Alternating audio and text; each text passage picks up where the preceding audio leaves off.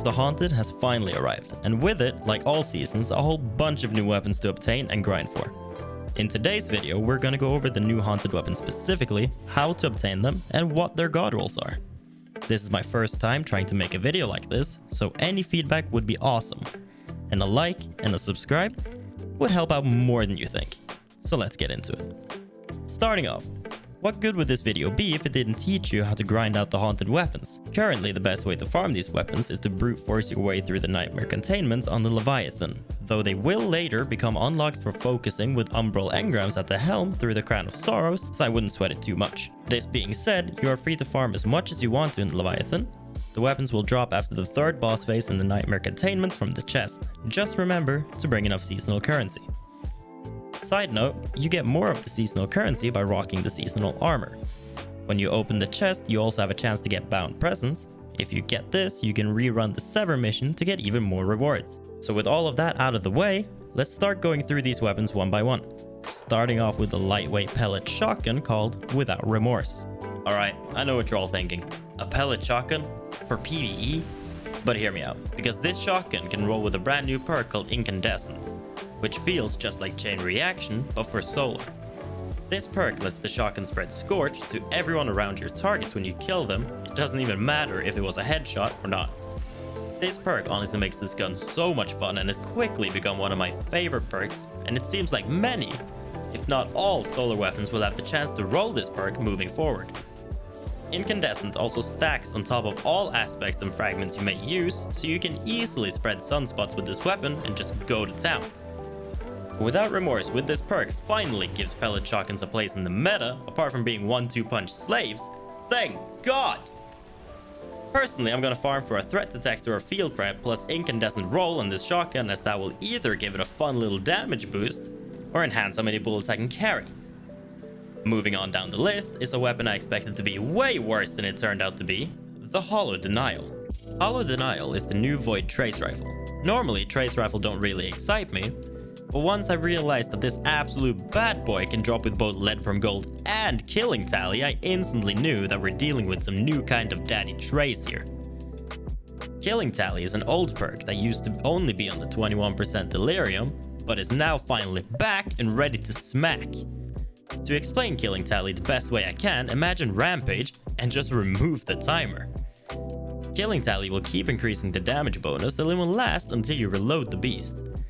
Side note, if you reload this gun with something like Transversive Steps, you keep the Killing Tally stacks. So pair this absolute W of a perk with Lead from Gold, which is just free ammo the perk, and go to town. This roll is going to be a lot of fun, and I'm definitely keeping this forever. Moving on to the next weapon on the list here, the Pointy Stick. Nazarex Whisper, the new glaive, caught me off guard. The recent buffs to glaives has made this thing feel very crispy indeed. The projectiles feel smoother and easier to hit, and the overall melee damage feels a lot better now than what it used to. Moving over to the perk pool, this thing can drop with the juicy Demolitionist in the first column, which makes my knees kinda weak. But you can also go for Lead from Gold if that is more of your fancy.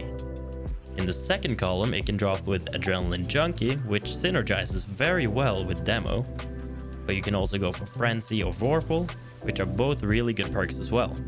Overall, glaives feel really good this season, and I would for sure recommend that you try this bad boy out if you haven't already, because this thing really gives me hope for the future of glaives. Next up is the new rocket launcher, Bump in the Night. Alright, Bump in the Night is a stasis, aggressive frame rocket launcher that has a fantastic sight. I mean, just look at how easy this thing is to see through. On top of that, it has a pretty decent perk pool. Now, I wouldn't classify this as one of the greats, but if you don't have one of the gods like Palmyra B or the Hothead, this is definitely a launcher to look out for. In the first column, it has some mean perks, like Demolitionist for the extra grenade energy, or Field Prep for the extra rocket ammo.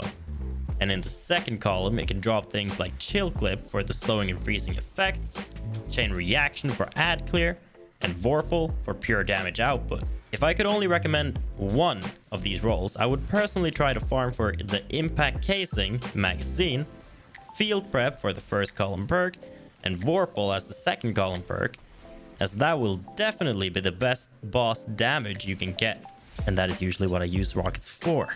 Side note, this launcher can also have insane synergy with specifically warlocks running Starfire protocol. For that, you need Demolitionist in the first column and Chill Clip in the second. This allows you to shoot many rockets and throw many nades in a very quick succession. If you want to learn how, I can make a quick video on that as well. Moving on to the most normal of all the guns, all things considered, the 180 rounds per minute kinetic scout, Tears of Retribution.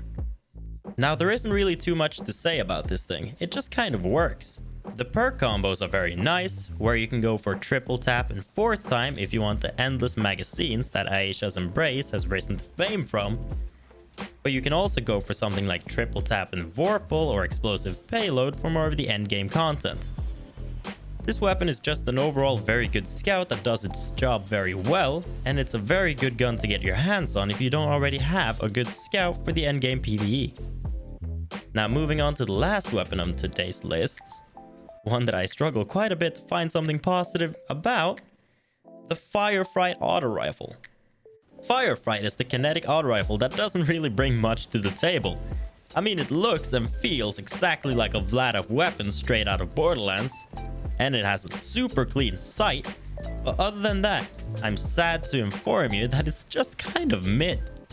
As far as perks go, this weapon doesn't really bring anything worth grinding for, but if you really want to rock the Vlad gun anyhow, God, I hope not!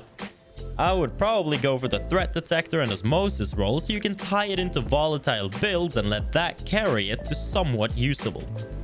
It really pains me to say this, but this weapon just isn't really that good. I love the feel and the look of the gun, but that's really all it has to offer. But it is what it is, I guess. So that's the list of the new haunted weapons. Now I know I'm a bit late to the party, but better late than never. As I mentioned earlier, I've never really made a video like this, so hopefully over time and with experience, I will become faster and better at it. Thanks for sticking around all the way to the end, as viewer watch times means way more than you probably think it does. If you enjoyed this video, please leave a like and maybe even a sub if you're feeling generous. I stream roughly 3 times a week over at Twitch, so you can always find me there if you want to chat. A link to my Discord will be in the description if you want to be a part of a great community. Now one last thing, if you want to help the video out even more, leave a comment about what you had for dinner. Alright folks, thank you so much and have a good one. I'll see you around.